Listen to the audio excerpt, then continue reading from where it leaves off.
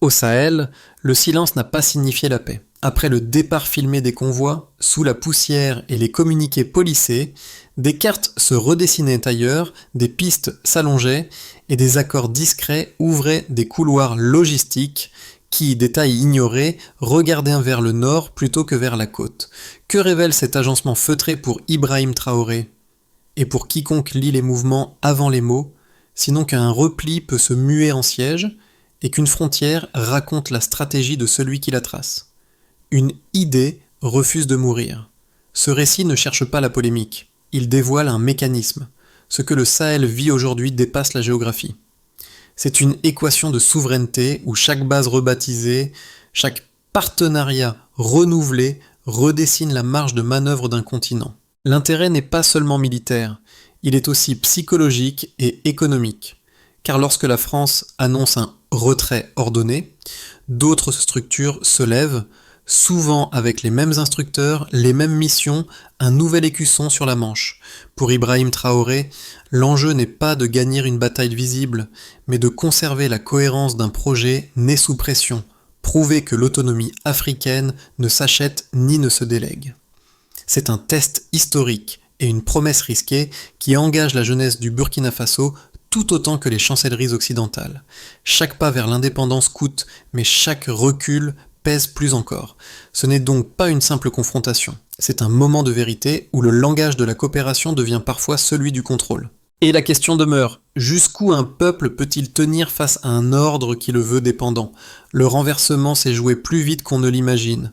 En moins d'un an, 3 pays, Niger, Mali, Burkina Faso, ont redessiné le rapport de force avec Paris. À l'écran, on parlait de départ, de réorganisation stratégique. Sur le terrain, pourtant, les cartes se recoloraient en rouge. Bénin, Côte d'Ivoire, Sénégal, autant de points où réapparaissaient les instructeurs occidentaux, les antennes radars et les nouveaux corridors aériens. Ce repositionnement a l'allure d'une manœuvre douce, mais son intention est tout sauf improvisée.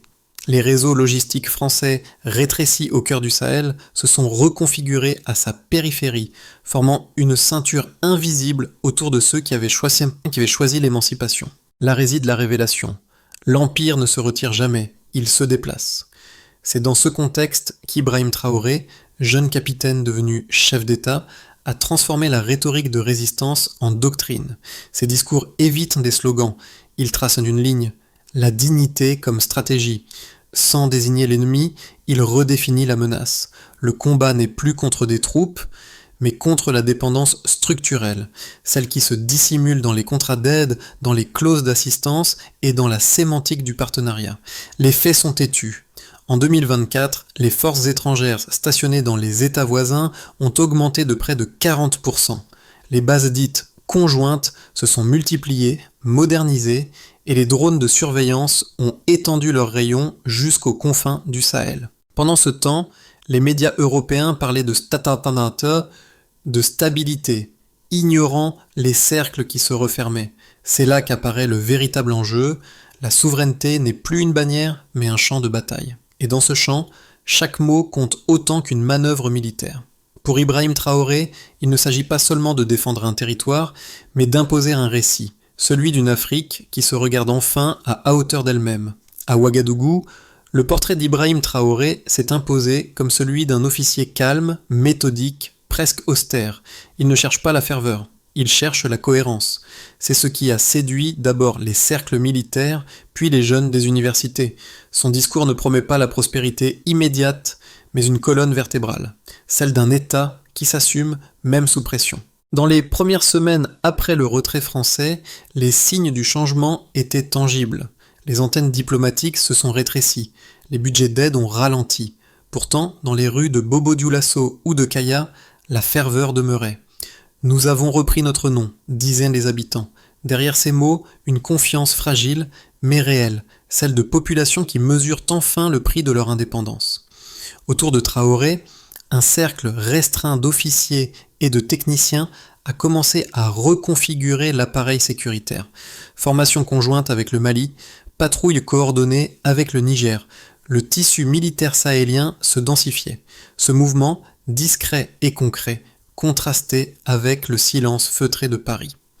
Là où la France multipliait les visites diplomatiques, le Burkina consolidait ses positions internes. Ce basculement précoce a eu un effet domino.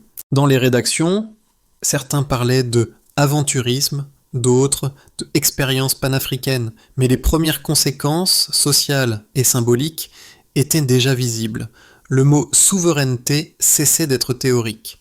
Et dans la capitale burkinabé, un jeune capitaine prouvait qu'un vide peut devenir une force dès lors qu'il est rempli par la volonté.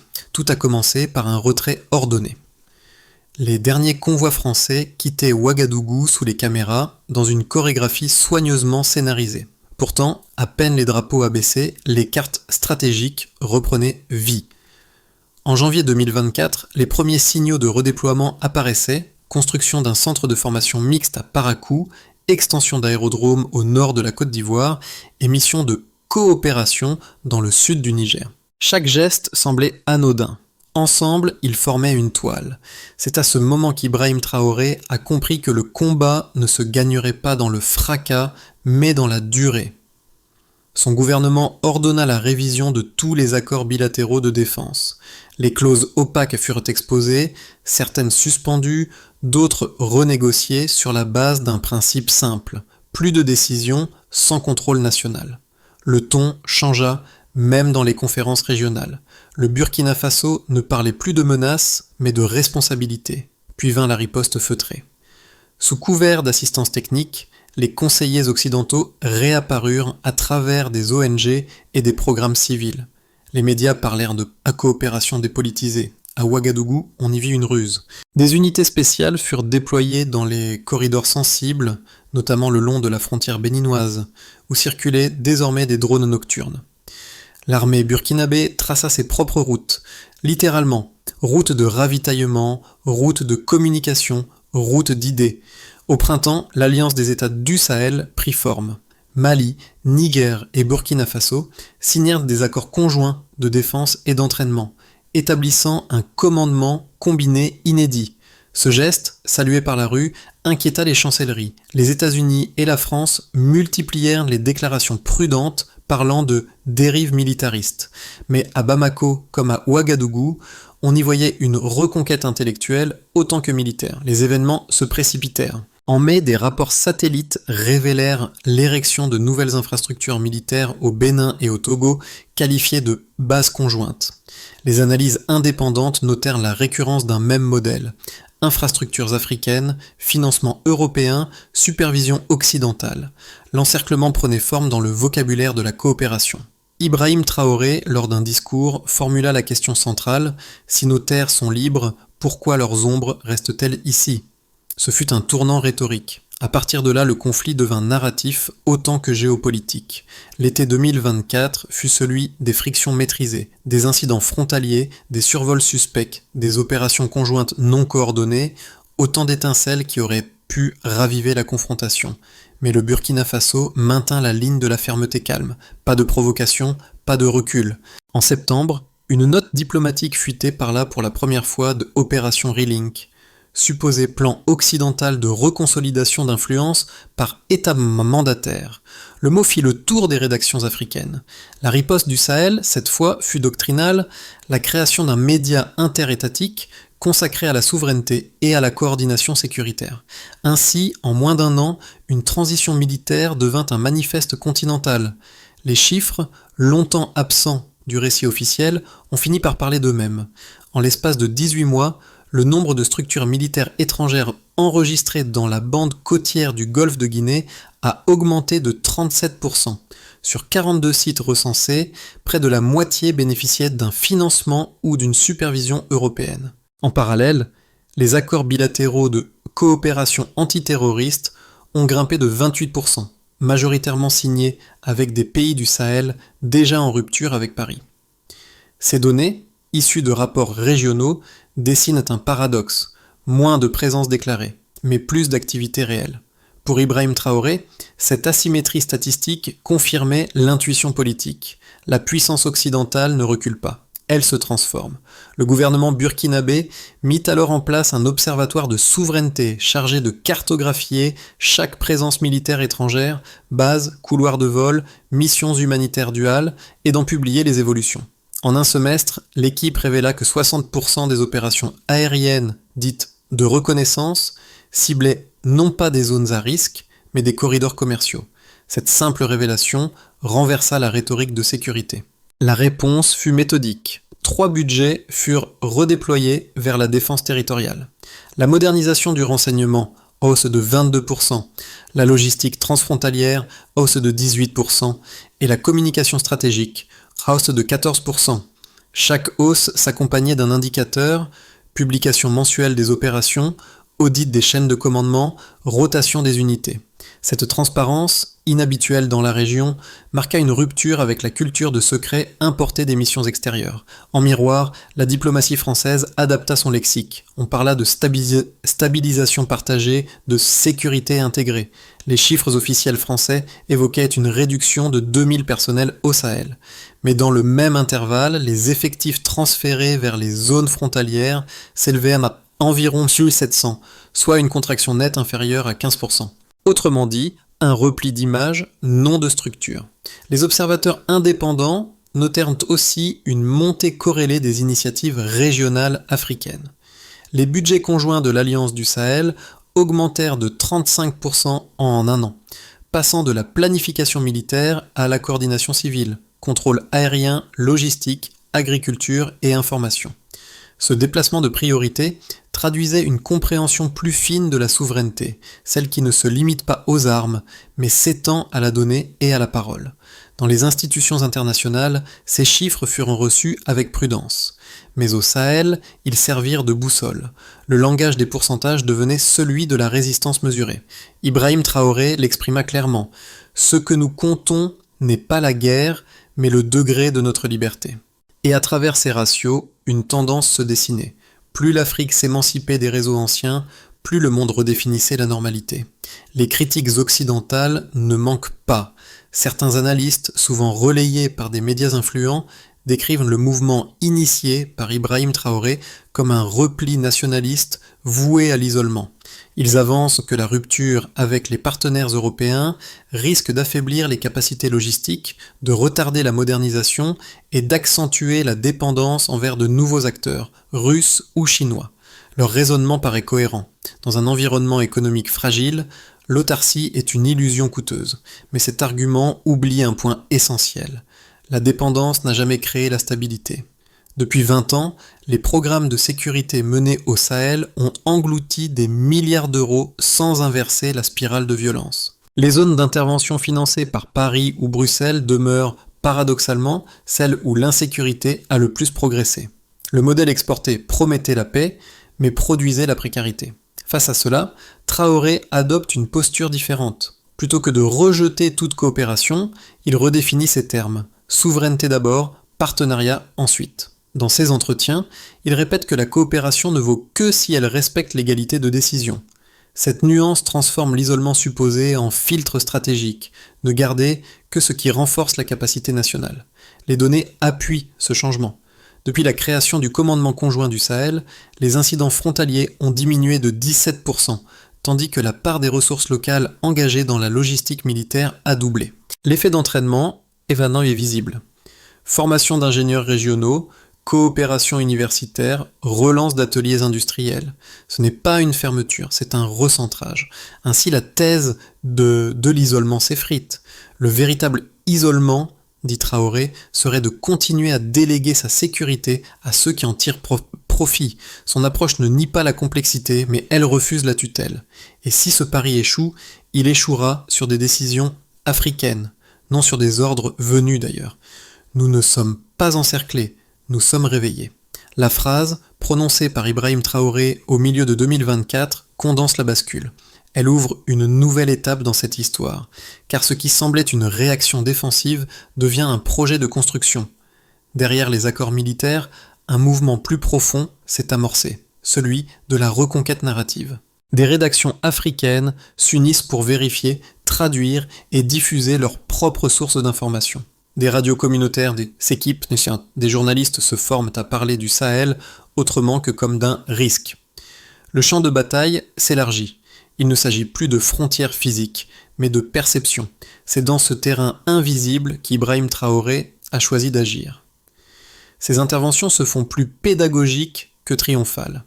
Expliquer plutôt que dénoncer, montrer plutôt que proclamer. Et pour la première fois depuis longtemps, le récit africain n'est pas une réaction, il est une proposition. À ce point de l'histoire, la surprise n'est plus que militaire, elle devient culturelle.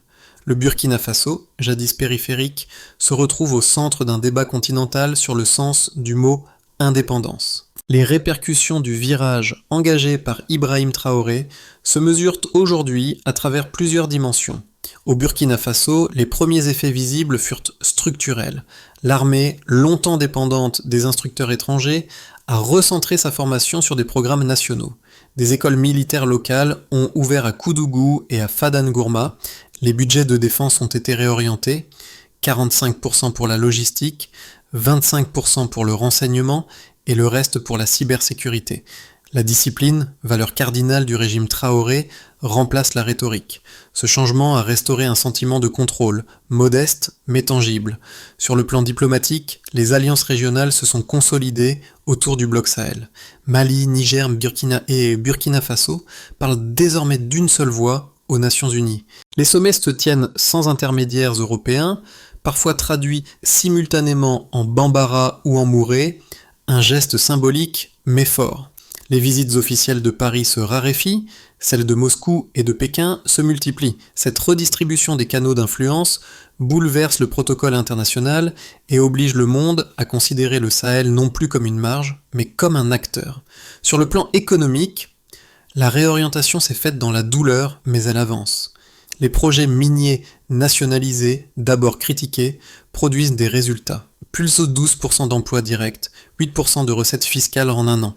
Les échanges régionaux remplacent peu à peu les circuits coloniaux. Or vers le Mali, coton vers le Niger, équipement vers le Ghana. Les sanctions économiques annoncées par certaines institutions n'ont pas paralysé le pays, elles ont accéléré la créativité. Sur le plan culturel, la transformation la plus durable reste peut-être celle des imaginaires. Dans les écoles, on enseigne désormais les figures de Sankara et de Lumumba avec la même gravité que celle des révolutions européennes. Des artistes réinterprètent le drapeau burkinabé en symbole continental. Les médias publics diffusent des documentaires sur la souveraineté. Et dans chaque marché, on cite Traoré comme on citerait un proverbe. Ainsi, les conséquences dépassent les institutions. Elles redessinent la relation entre pouvoir et mémoire. L'Afrique francophone découvre qu'elle peut se raconter au présent sans médiation. Les prochains mois décideront si l'élan impulsé par Ibrahim Traoré se consolide ou s'érode. Plusieurs scénarios émergent, chacun plausible selon l'équilibre entre pression extérieure et discipline interne. Le Burkina Faso pourrait poursuivre sa trajectoire actuelle, alliance africaine renforcée, économie sous contrainte mais stable, contrôle accru du récit public. Les forces armées maintiennent la coordination régionale et la population reste mobilisée par la fierté collective. Ce scénario suppose que les tensions frontalières demeurent contenues et que le bloc Sahel évite les fractures internes. La stabilité viendrait de la prévisibilité. Un scénario plus optimiste envisagerait une intégration panafricaine. Les efforts diplomatiques s'étendent au-delà du Sahel. D'ici mi-2026, un cadre de coopération économique africaine pourrait inclure le Ghana et la Guinée. Les investissements asiatiques consolident les infrastructures locales, routes, énergie, données, sans conditions politiques. Dans cette configuration, le Burkina Faso deviendrait un modèle de résilience stratégique. Petit État, grande cohérence. Le symbole Traoré se transformerait en doctrine institutionnelle. Mais un scénario critique reste possible. Le choc économique, les contre-sanctions occidentales se durcissent, l'accès au marché se réduit et les capitaux régionaux ne suffisent plus à compenser. Les salaires publics stagnent, les importations chutent et la contestation sociale s'amplifie. Dans ce climat, le discours souverainiste pourrait perdre de sa portée si les conditions de vie se détériorent. Ce scénario ne signifierait pas un effondrement, mais une pause brutale de l'élan panafricain. Entre ces horizons, la variable clé reste la discipline interne. L'indépendance, disait Traoré, n'est pas un drapeau, c'est une méthode. Tant que cette méthode demeure, la marge de manœuvre reste réelle. Ainsi, le Sahel entre dans une phase où chaque décision pèse double, sur le terrain et dans les imaginaires.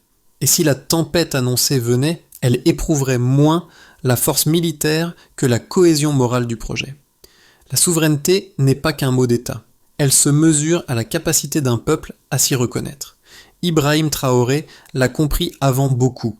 Dans ses interventions, il ne parle pas seulement de stratégie, mais de dignité quotidienne. Ses discours évoquent les maires des villages, les artisans, les soldats sans grade. Il transforme la politique en conversation. À Ouagadougou, cette approche a produit un effet inattendu. Les habitants participent aux réunions locales, les étudiants traduisent les allocutions en langue régionale, les radios communautaires en débattent chaque soir. L'autorité se fait pédagogique, parfois rugueuse, mais lisible. Là où autrefois les mots venaient de l'extérieur, ils remontent désormais du bas vers le haut. Ce changement a touché d'autres cercles. À Bamako, des jeunes juristes créent des ateliers de droit souverain. À Niamey, des collectifs d'artistes peignent la carte du Sahel comme un corps uni. Ces gestes, modestes en apparence, forment la trame d'une conscience civique nouvelle. Mais cette adhésion reste fragile. Les campagnes restent vulnérables aux pénuries et aux manipulations médiatiques. Traoré le sait. La légitimité n'est durable que si elle nourrit. C'est pourquoi le gouvernement burkinabé investit désormais dans l'autonomie énergétique, les coopératives rurales et les circuits d'exportation régionaux. Chaque ampoule allumée sans aide étrangère devient un acte politique. Chaque phrase prononcée sans traduction devient un symbole. Et quelque part dans la poussière du Sahel, l'idée d'un peuple parlant pour lui-même retrouve sa puissance originelle. La résistance ne suffit pas, elle doit s'organiser. C'est autour de cette idée qu'Ibrahim Traoré a structuré la nouvelle phase du projet sahélien, passer de la réaction à la construction. La feuille de route s'articule autour de plusieurs leviers, simples dans leur formulation, ambitieux dans leur exécution. Le commandement conjoint du Sahel se transforme en structure permanente, dotée d'un état-major unique et d'un budget partagé. Les opérations frontalières sont désormais planifiées à 3 voies, Burkina, Mali, Niger, selon un calendrier trimestriel et des critères mesurables. Incidents réduits, coordination des patrouilles, autonomie logistique. Les secteurs miniers et énergétiques passent sous gestion régionale. Une bourse d'échange panafricaine doit être lancée pour fixer les prix sans référence extérieure. Les premiers essais de transactions directes hors denrées avec l'Asie testent déjà cette indépendance. Les corridors routiers et ferroviaires, longtemps conçus pour l'exportation coloniale, sont réorientés vers les flux internes. Le Sahel ne doit plus être traversé. Il doit relier. La bataille du récit devient institutionnelle. 3 chaînes d'information régionales et une agence de données africaine voient le jour pour contrer la désinformation et produire des archives locales vérifiables. Chaque université partenaire intègre un module de souveraineté appliqué, économie, droit, médias, défense. Cette architecture n'est pas un rêve, elle existe déjà en fragments, et si la route semble longue, c'est qu'elle trace un chemin que nul empire n'a encore balisé. Le soir tombe sur Ouagadougou, et la poussière suspendue dans l'air semble retenir la lumière. Ibrahim Traoré regarde les drapeaux qui se lèvent, moins comme un triomphe que comme un rappel. La liberté n'est jamais acquise, elle s'entretient. Autour de lui, la foule scande des mots simples. Souveraineté, dignité, unité, des mots qu'on croyait usés, mais qui retrouvent sens lorsqu'ils sont vécus. Ce moment n'a rien de spectaculaire. Il ne s'agit pas d'une victoire, mais d'une persévérance. Le capitaine ne promet ni prospérité rapide, ni paix éternelle. Il promet la lutte, encore et toujours, celle qui forge la cohérence d'une nation. Dans les rues, les visages sont graves, mais décidés. La peur s'efface, remplacée par une discipline tranquille. Les empires s'effritent quand les peuples cessent d'y croire. Le Sahel, lui, apprend à se souvenir. Et sous le vent brûlant de l'horizon, une certitude s'impose.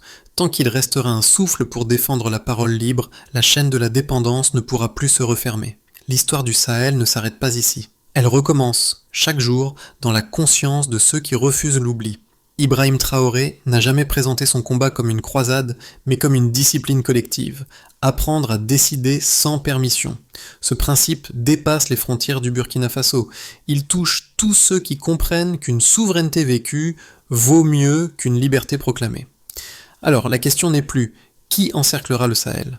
Mais qui osera s'inspirer de lui?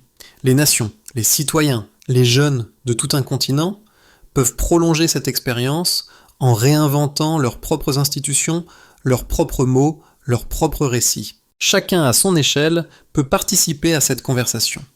Lire, enseigner, partager, débattre, voilà le terrain de la continuité. Parce que la liberté, une fois dite, doit être entretenue par ceux qui l'écoutent. Et si le monde observe le Sahel avec prudence, peut-être finira-t-il par comprendre que ce qu'il voit n'est pas une rupture, c'est un réveil.